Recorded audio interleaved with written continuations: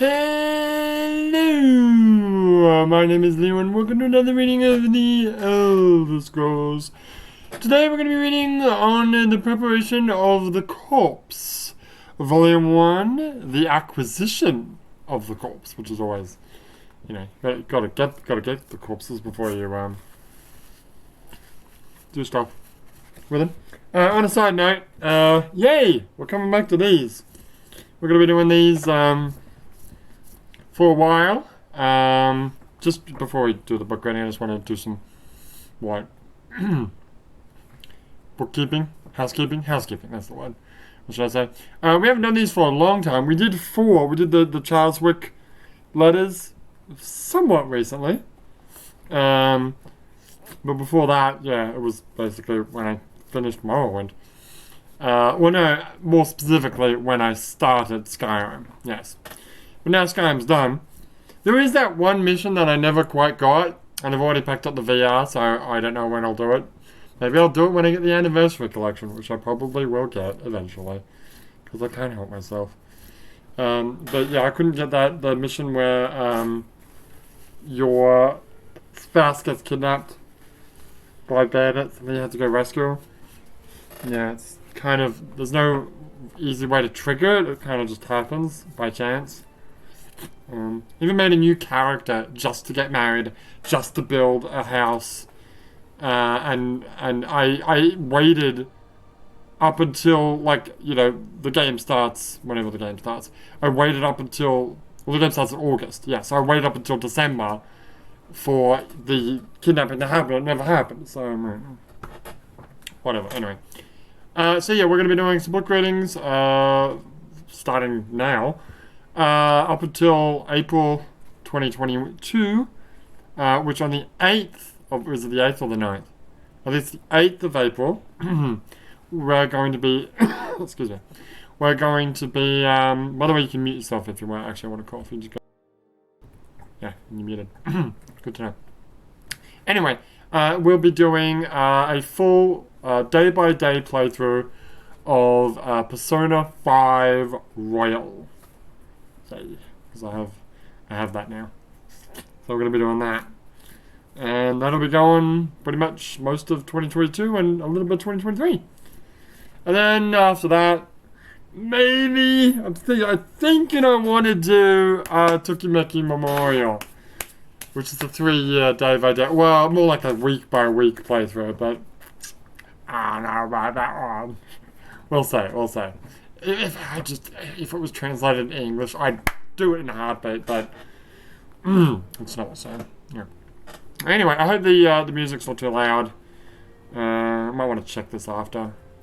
I tested. I'm sure it's not too loud. I don't want it to be too loud. I don't want it to be too quiet either. We'll be just right. Anyway, that's the housekeeping done. On to the book readings. Oh, there is one more thing. Is that I'm going to be putting these out on Monday to Friday. Not Saturday, Sunday like the day-by-days were, because our videos already coming out on Sunday and Sunday. That being, I say Saturday and Sunday, they actually come out more like Friday, Saturday at this point, because I've changed the times when they come out. But anyway, yeah, these will be coming out Monday to Friday only, and only on days when I'm not putting another video out. Which, if I stream something with Jack on the weekend, I'll put a video out. Or if I play more of a First 15 that I played of, then I'll, do that. Anyway, on to the book reading. On the preparation of the Corpse, Volume 1, the acquisition of the Corpse. While the arts of necromancy are only illegal in the province of Morrowind. Oh, is that true? Only Morrowind is illegal. Was that because this is Morrowind? I gotta remember I'm not playing Skyrim anymore. This is Morrowind now. Anyway, few citizens of the Empire have an enlightened view of our art. Thus, the acquisition of corpses on which to experiment is often difficult. In Cyrodiil, a few necromancers who have served the Empire are given the corpses of criminals and traitors to use legally. This provides those who have acquired such a post with a fresh supply of corpses, most of them young, strong, and intact. In Morrowind, the outlawing of necromancy would make its practice impossible, were it not for the fortunate institution of slave. Oh wow! Oh, we're going there. Okay. Were it not for the fortunate institution of slavery.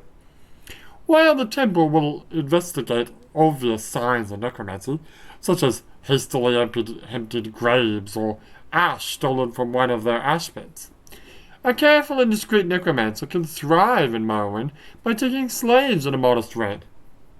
Most will assume the slave escaped or died on the Ashlands. Finding suitable corpses in Blackmarsh is nearly impossible. Really? Due to their rapid decay. Oh, because of the swamp and stuff. There are also diseases, Argonian tribesmen, and other difficulties that must be dealt with. I know of only a few slowed necromancers who operate successfully in Blackmarsh, and even they stay near the coast. Hey, question, Slodes. Yeah. Are they in any of the games? Like, are they in... I thought they were on one of the other islands. Like, they're not on Tamriel. Like you mean like the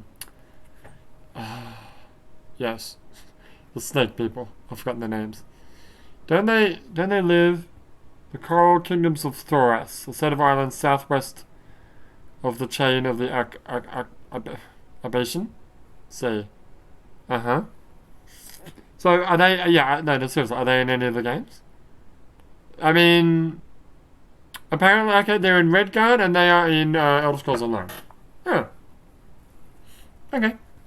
Yeah, I would assume they'd be in Elder Scrolls Online if, you can go to Blackmarsh in that game.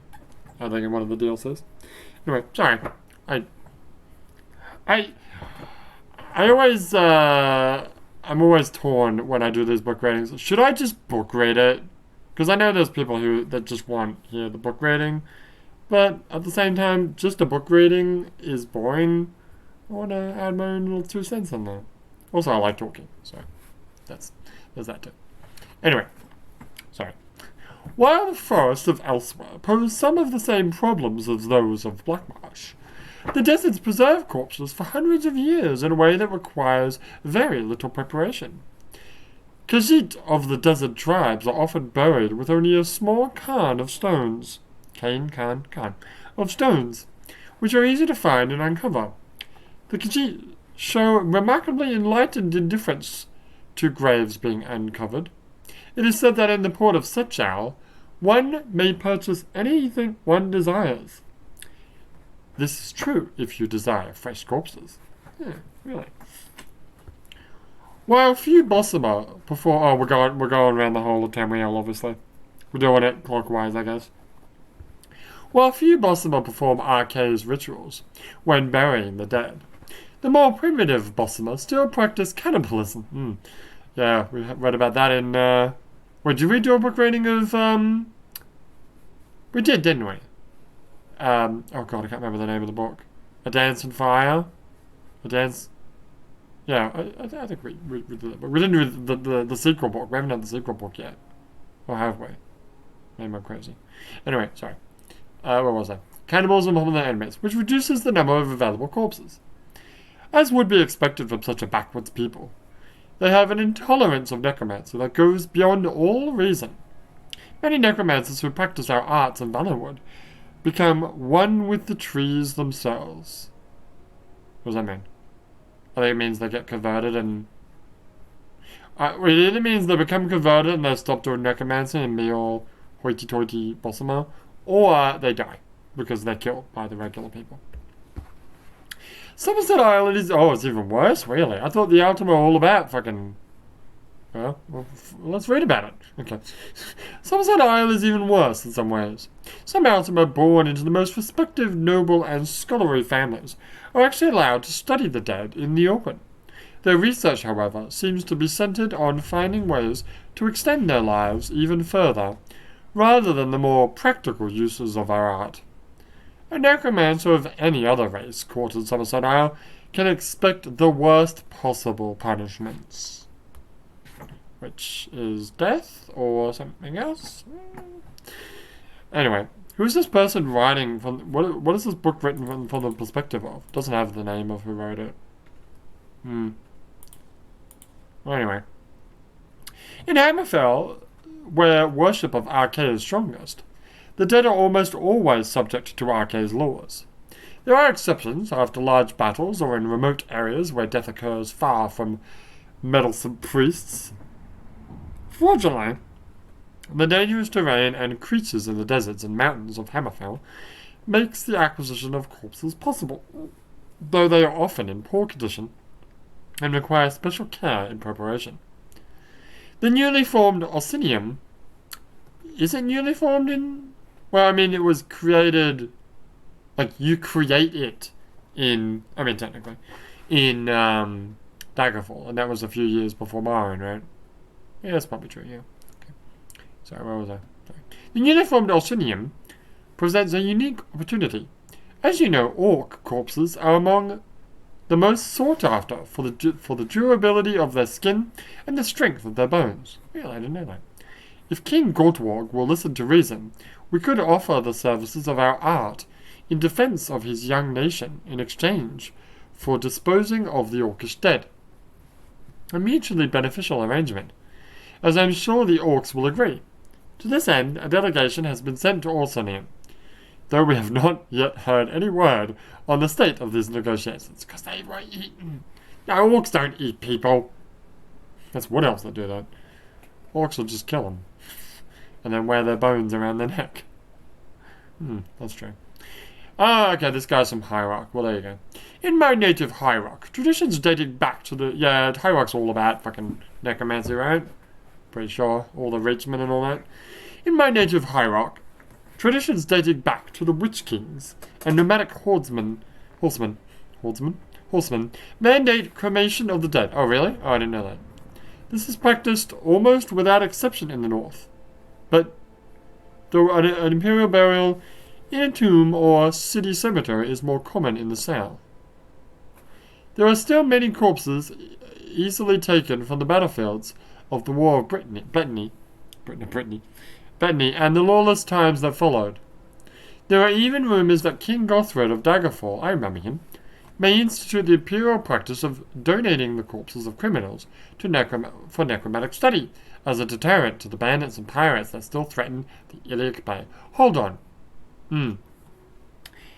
He's saying that, well, especially in the north, people are almost always cremated, so why were there all those graves in Daggerfall?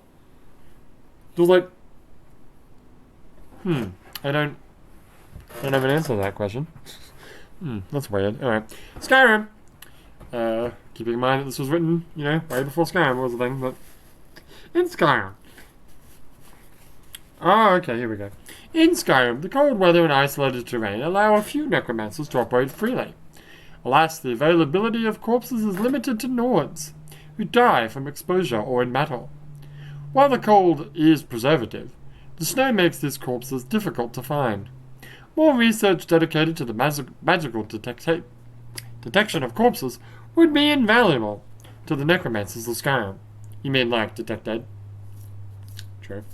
And they didn't talk about they did talk about the enemy that was created in the game Skyrim.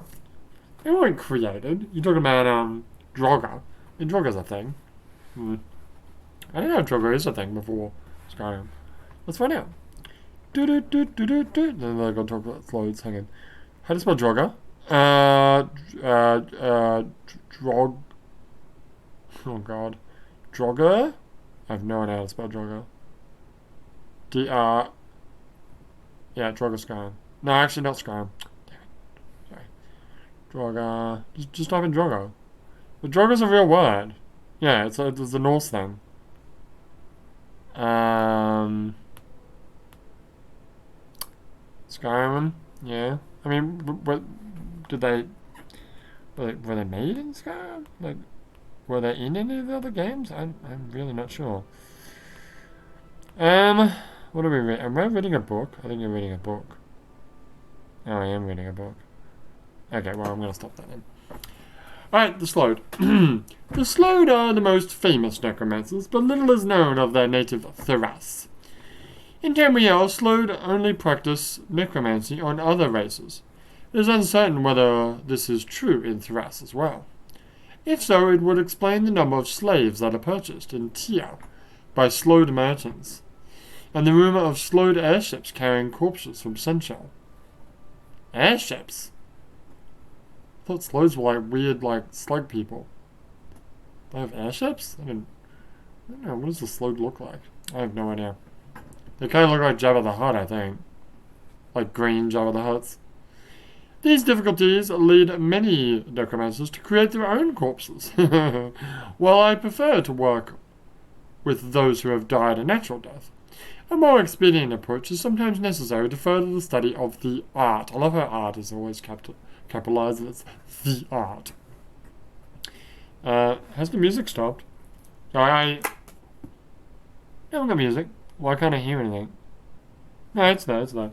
Sorry, I take off my headphones because the music distracts me. So I'm just noticing that there doesn't appear to be a lot of sound coming through the audio mixer from the computer, from the game. So you sure it's? I mean, I can hear it. It's very quiet.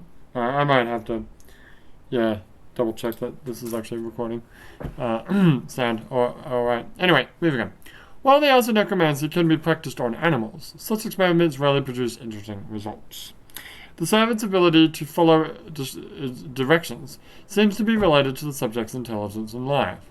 While raising the corpse of a man, elf, or beastman can produce a useful servant, the corpses of animals produce mere guard dogs at best. Often a raised animal is unable to distinguish its master from the rest of the living, and many amateur practitioners have been torn apart by the animal servants they created. Let such stories be a lesson to you. Well then.